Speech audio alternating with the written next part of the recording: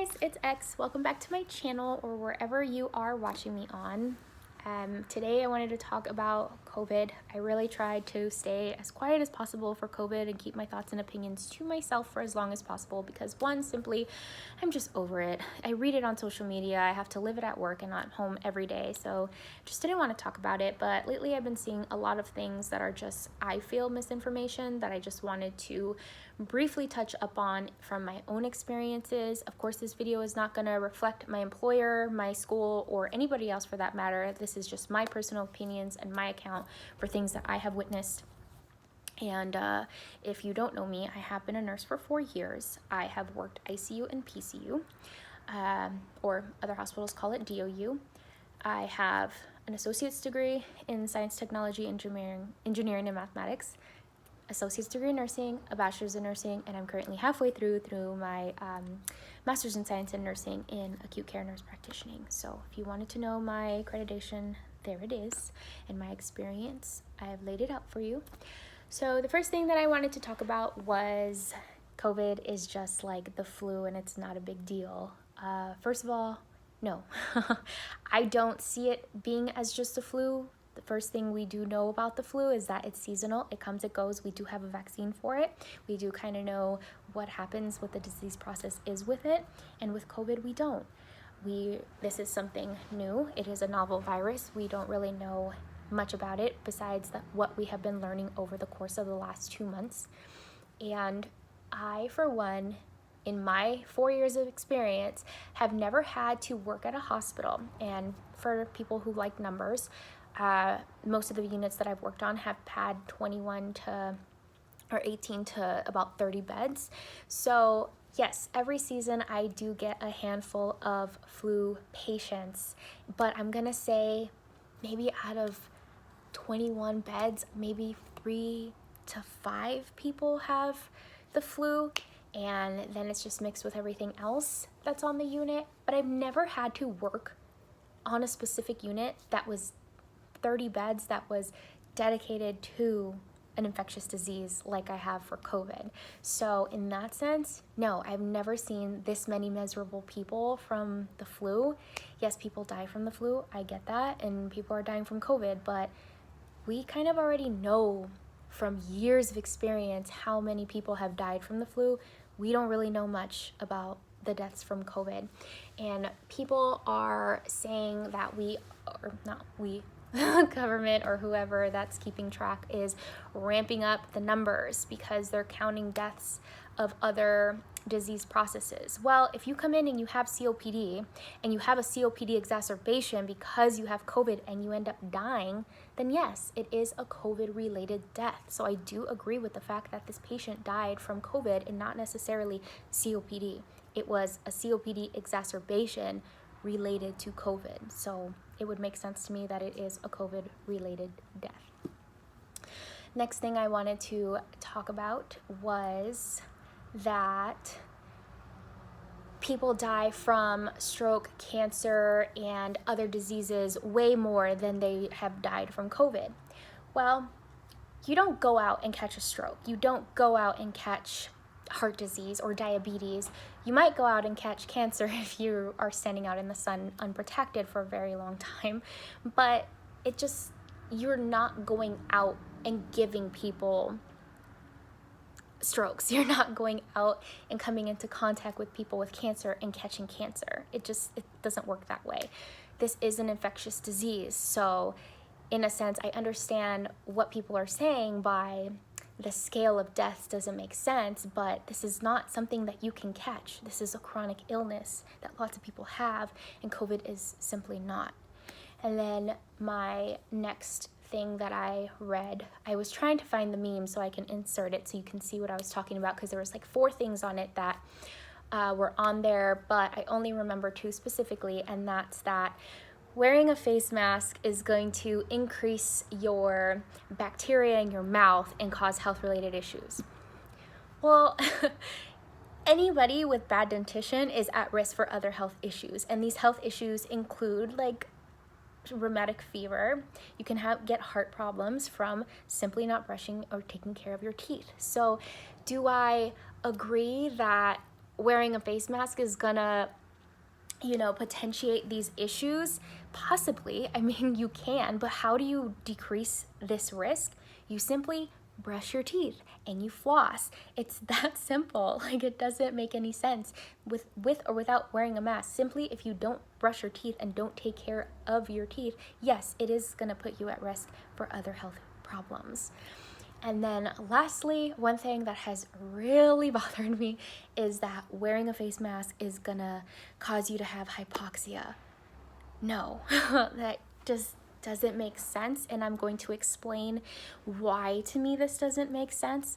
Because unless you have COPD where you usually retain, and this is the argument is that wearing a face mask increases your CO2, your carbon dioxide, and it results in hypoxia.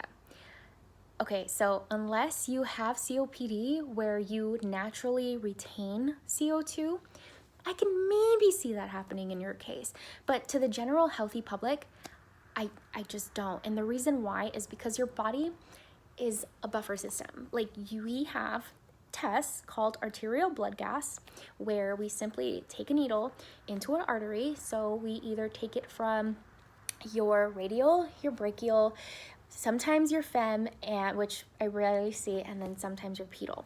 So basically, we take a needle, we get arterial blood, specifically arterial, not venous blood. Arterial blood, we run it through a machine and we get a blood gas.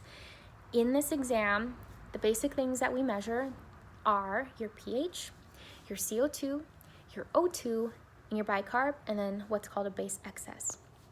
So for a normal healthy person, your pH should be 7.35 to 7.45.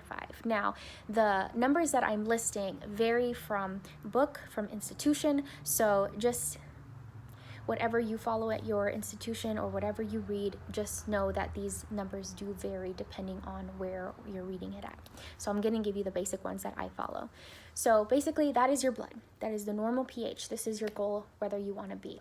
So what the meme is claiming is that it's basically wearing a mask is going to put you into respiratory acidosis because you have an increase of CO2 in your blood. Now, there is a balance. There is a certain level of carbon dioxide, there's a certain level of oxygen, there's a certain level of bicarb in your blood. So, is it possible that wearing a mask, it will increase your chances of CO2 retention? No, and the reason why I believe it doesn't is because your body has 3 buffers. Your blood, which acts in seconds, your lungs, which acts in minutes to hours, and then your kidneys, which act in days. So what happens? If you start retaining CO2, your blood is going to come and try to neutralize that. If that fails, your lungs kick in, and what happens? If you have a buildup of CO2, you start breathing faster. What is your body trying to do? You're blowing out CO2, so it's trying to compensate for that. If you have too little CO2, your body starts breathing slower. And that's to retain it. And that is why when you are having a panic attack and they're like, you're gonna pass out, they give you a paper bag so that you can breathe in when you're hyperventilating. Why? Because you're breathing out CO2, it's being captured in this brown paper bag, and you're inhaling it. So yes, you are retaining it. You're getting it back to kind of calm you down and prevent you from passing out. Now, with a mask, it's going through and coming in. Going through and coming in. Like, you're still breathing. There's still that airflow. And then lastly, your kidneys. If your lungs aren't working, if your blood isn't working, your kidneys are going to kick in. So it's going to start retaining, and this is for, there's different disease processes. There's respiratory and metabolic, alkalosis and acidosis. But specifically for this, if you have so much CO2 retained because of what you're breathing, your kidneys are going to retain bicarb to neutralize that balance. So it just doesn't make sense to me that you will have hypoxia from this. And just so we're clear, there is a difference between hypoxia and hypoxemia. So hypoxemia is a decrease of oxygen in your blood. Hypoxia is a decreased oxygen in your tissues. And in order to get to that level, you have to have a severe amount of decrease in oxygen in your blood. So what I mean by this is your normal blood oxygen in level is 80 to 100. Then it starts to go, hypoxemia starts to kick in when you're about 60 to 80.